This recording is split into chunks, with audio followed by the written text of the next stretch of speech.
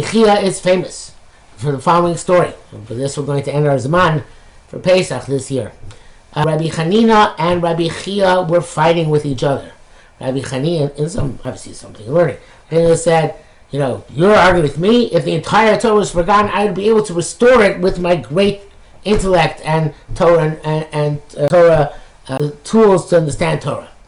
And I would make sure the Torah is returned to Am Yisrael. So Rabbi Chiyya said, you're arguing with me. I make sure the Torah is not forgotten from Israel.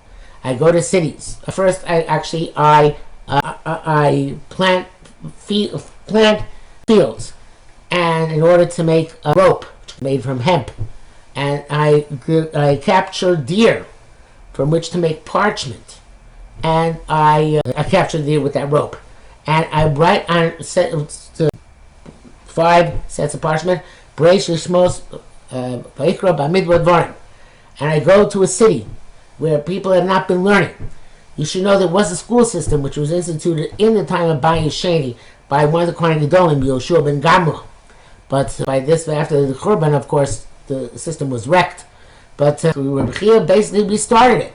And he said, I would go to cities, and I would take 11 kids. To 5 of them, I would teach the Chamisha Chumshei Torah out of the cloth which I made, 1 cloth per kid.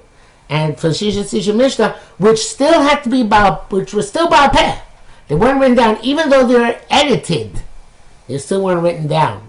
Written down by the early Amoraim. He taught each one a Seder Mishnayos, and he said, now go and teach each other. Everybody should teach everybody what they learned. And this, Rabbi Yonasi said, Gedolim Maaseh Chiyya. Great are the deeds of Chiyya that he does, that Torah should not be forgotten. So obviously he was not just in the Beis Medrash, but he was outside educating kids to be B'nai Torah and Talmidei Chachamim. Rabbi Chiyya was also the uncle of one of the first great Amoraim, we call Rav.